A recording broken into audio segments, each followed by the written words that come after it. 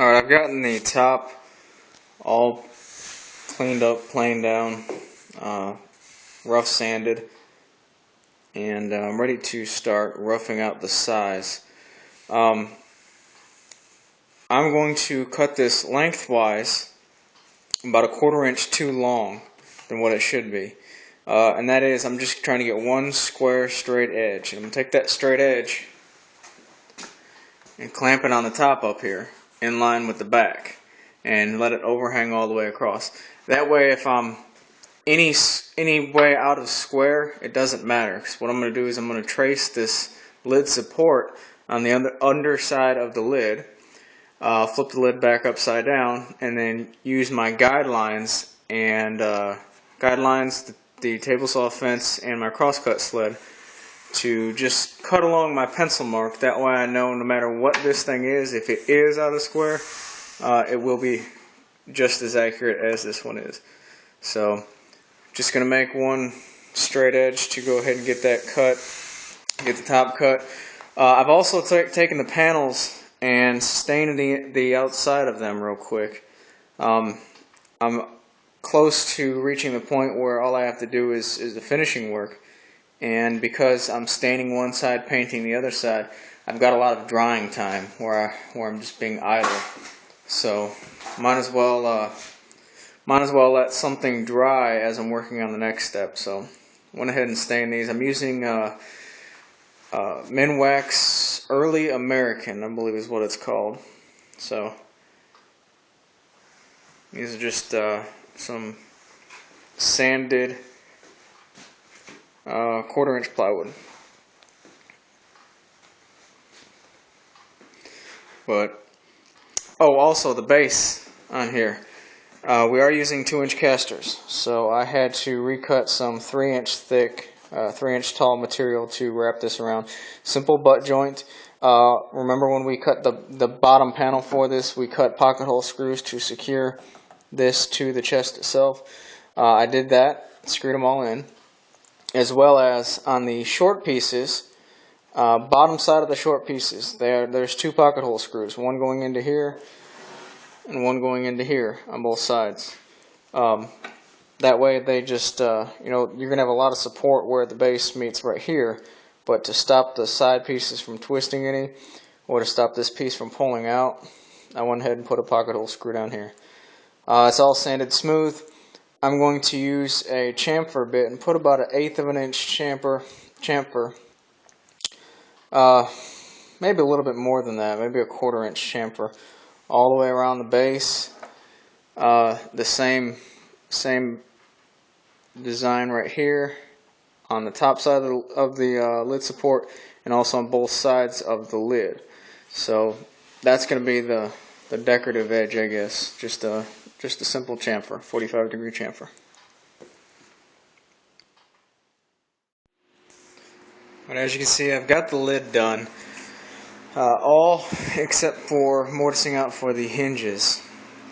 I went through the sandpaper grits, ran a Morville sander, took out all my little planing marks and whatever, left with a nice flat glue-up panel. These knots, I left as many knots in as I could. I really like the knot look. Personal preference. You can get some clear looking pine, but I left them in because I like them. So the profile of the top is about 3/16 of an inch chamfer, top and bottom, and then the lid support, same thing, chamfer and chamfer. Now I have already mortised out the hinge location on the lid support, and I've marked where it's going to be left and right. I've got a mortising jig to do a 3.5 inch hinge and then a 4-inch hinge. This is 3-inch. So all I did was just trace out the outline, set my laminate router depth for the thickness of the hinge, and I got close to my outline, and then I just used the chisel to clean it up. So you don't necessarily have to have a jig to do this.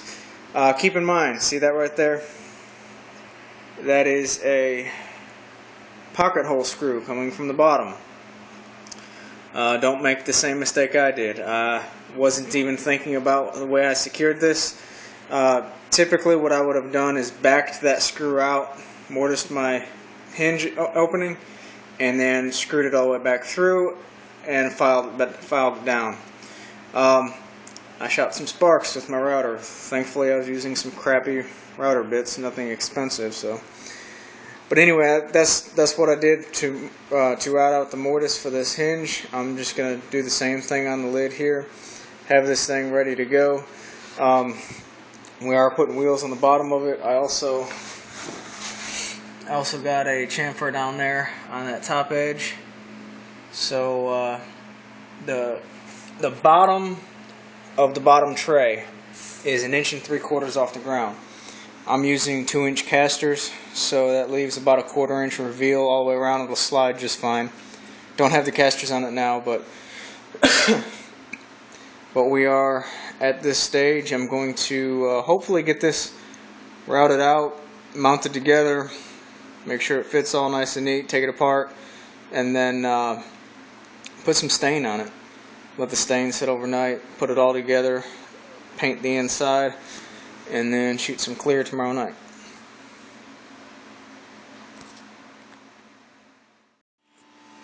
Real quick, I wanted to show you what I was talking about here. Pencil line outlined where my hinge location is going to be, and I just used my laminate router with a 1/2 inch bit. Gives me a 1/4 inch radius, and I snuck up into the corners. I don't know if my camera's going to show this. Snuck up into both corners, that way I can use the radius of the bit as my radius of the mortise, and then I'm just going to chisel back on this line, chisel back on that line, and then clean this up at the top. But you can do this freehand. You don't necessarily need a jig to route out for a mortise, route out for a hinge.